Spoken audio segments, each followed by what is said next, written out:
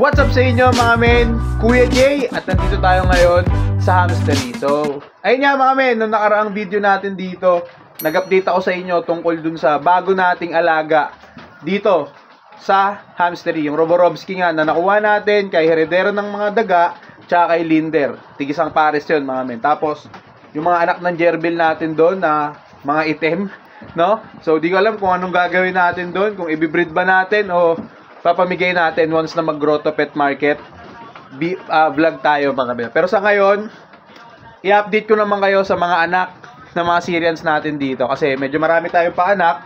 Tapos meron na rin na harvest si tatay dun sa kabila sa labas. Tapos meron din tayong i-harvest sa mga susunod na araw dahil meron tayong deliver or meron tayong order sa atin na 100 pieces mga men. And ayun, sana mabuo natin yung 100 pieces. Pero sabi naman ni tatay, mabubuo natin yun. Sa mga bago pa lang na hindi pa nakasubscribe at kung napapanood mo to, kung hindi ka pa nakasubscribe, click mo na yung subscribe button dyan men and yung bell notification sa tabi ng subscribe button sa tabi nun para lagi kang updated sa mga Grotto Pet Market videos, hamster videos, and pet shop visits mga kabento. So, ano pang inaantay nyo? Kumpisahan na natin tong pag-update ng mga anak ng Syrian hamster dito sa hamstery. Let's go!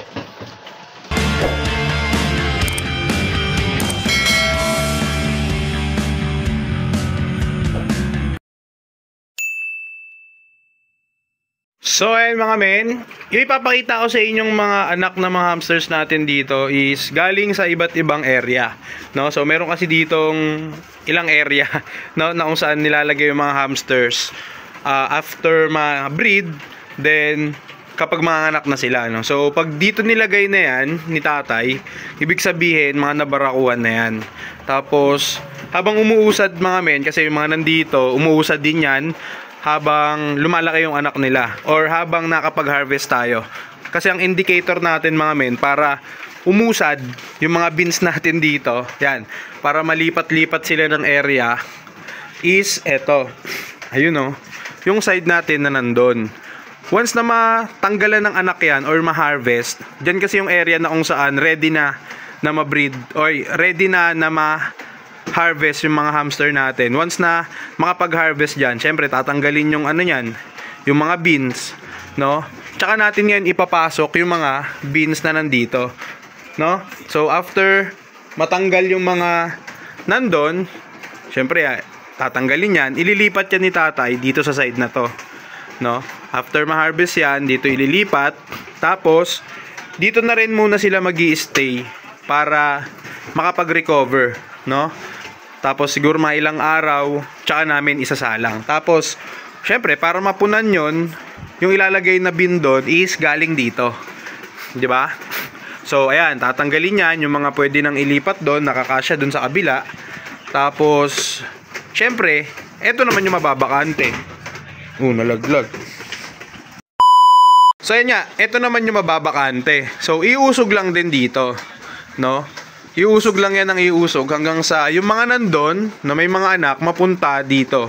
And hanggang sa umabot dun sa area nila. So ganun lang yung cycle. At ayun nga, i-update ko lang kayo dito sa mga anak ng mga hamsters natin. Medyo madami tayong paanak ngayon mga men kasi lagi naman masipag si tatay magsalang, no? So meron tayo ditong mga paanak, no? So umpisahan natin dito. Ito medyo konti lang anak na ito eh. Yan oh. Tatlo lang, di pala medyo konti. Tatlo lang mga men. Pero magaganda naman yung katawan niya. Ayan. Alam ko na-miss niyo yung gantong vlog mga men na naka-focus lang tayo sa hamster, no? Yan. So tatlo lang anak na ito pero very goods naman yung mga pattern and walang itim, no? Ito blue. Blue yung nanay oh. Blue yung nanay. Ito yata yung tinignan ko kagabi na maraming blue anak. Ito nga yun. Yan. Rex pa siya. Yung mga anak na oh. Puro blue. Diba? Puro blue yung anak niya oh. Isang solid blue. 4 na banded blue. Ayos ah. Alright ka. Dito.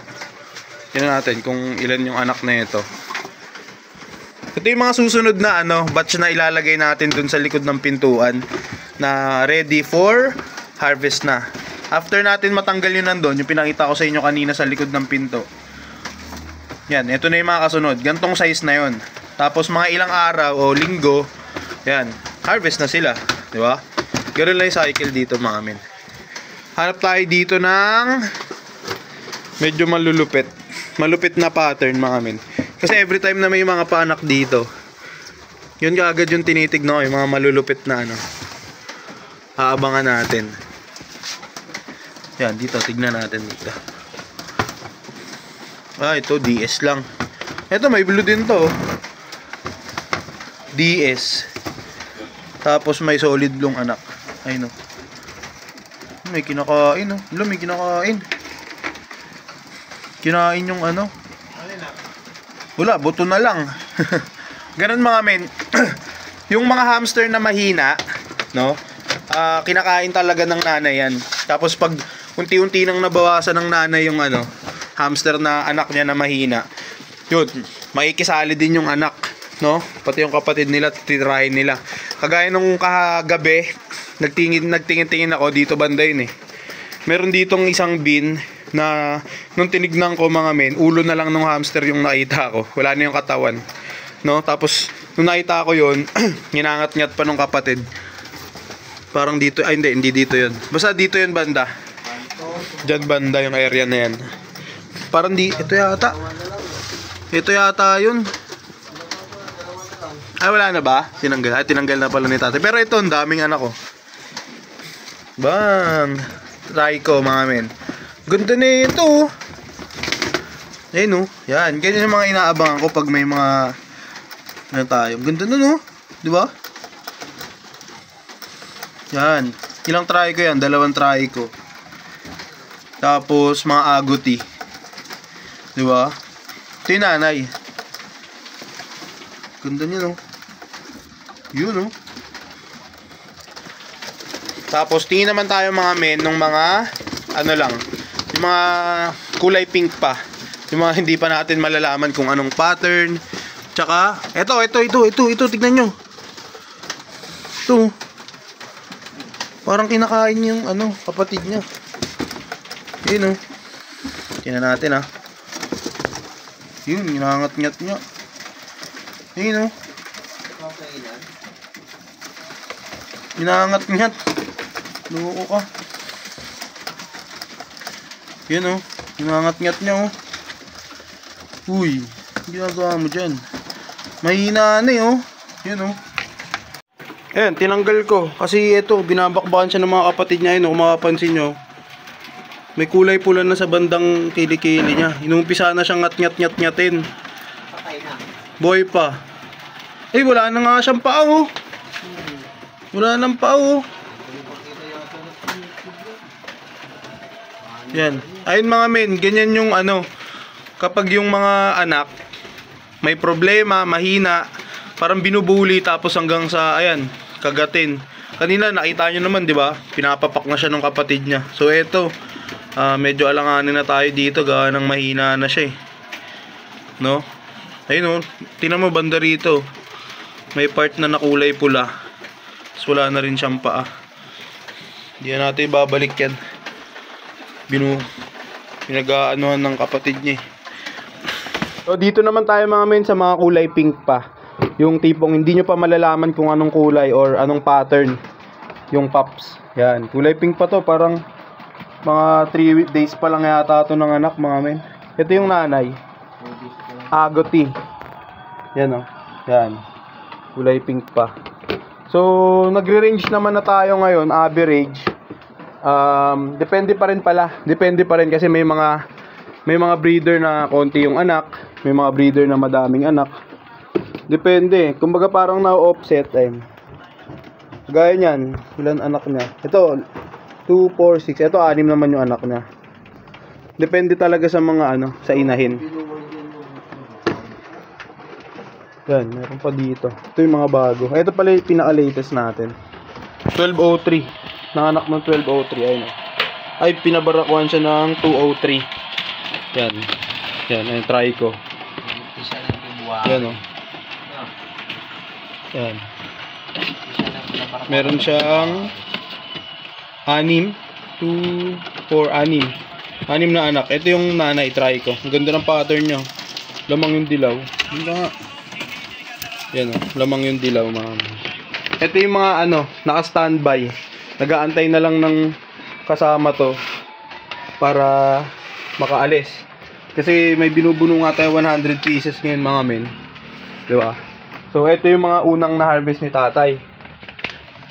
Ngayon, yung kasunod na ito, para mabuo yung 100,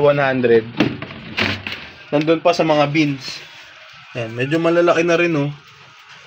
Diba?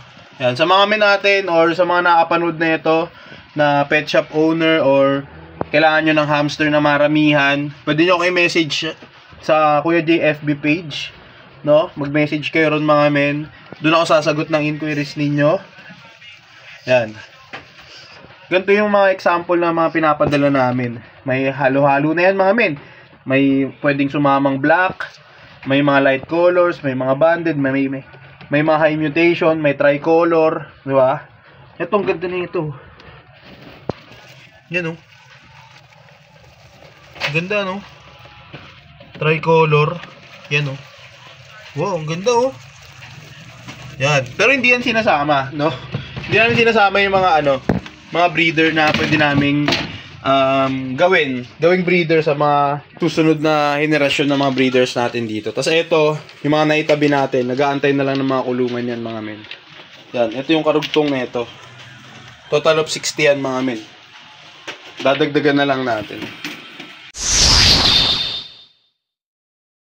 So ayun mga men, mabilisang update lang tayo dito sa mga anak ng mga Syrian hamsters natin. Hindi na kailangan ng sobrang dami pang pagpapakita ng mga anak ng hamsters kasi yun at yun lang din naman yun. Magkakaiba lang yun sa kulay at saka sa bilang ng mga anak ng bawat breeders dito sa amin, no? Pero kanina sa video na napanood nyo, na tsempohan nga natin na meron isang parang binubuli na ng kapatid niya kasi nga ayun, nakita nyo sa video na parang wala na isa niyang pa, tapos nangihina, inuumpisahan na siyang ngat-ngatin ng mga kapatid niya. So yung ganong mga men, ganong scenario is normal yun, no? Talagang kinakain ng mga Syrian hamster yung kapatid or anak nila once na naramdaman nila na mahina, no? Ganon talaga, nangyayari talaga yun. Kaya sa mga bagong viewers natin na naka-experience ng ganon, kung nagtataka kayo bakit nangyari yun, normal yun, no? Normal sa kanila yun, no? Kaya ang kailangan natin gawin, syempre, para hindi umabot sa puntong ganon, is alagaan ng maayos mga men, yung pagkain, yung pero depende pa rin talaga kasi may mga anak yung hamster na madami, syempre lahat hindi naman niya yun makikater, or mayroon talaga mapag-iiwanan, no? Nakadepende rin sa inahin kung gaano siya agaling mag-alaga ng pups niya. So ayun lang muna mga men sa ngayon, mabilis ang update lang dito sa hamstery. Sa mga susunod na videos medyo lalaliman pa natin yung hamster videos o yung video patungkol dito sa hamsters natin, para kahit papaano may mga tips naman kayo na makuha, no? Galing dito sa experience namin nila tatay dito sa pag-aalaga ng hamsters sa Kuya J Hamstery. At ayun nga, kung bago ka pa lang at umabot ka sa dulo ng video na to, click mo na yung subscribe button dyan para sa mas marami pang hamster videos kagaya ng napanood nyo ngayon. So, ano pang inaantay nyo mga men? Click nyo na yung subscribe button dyan at kita-kita tayo sa next hamster videos. Maraming salamat mga men.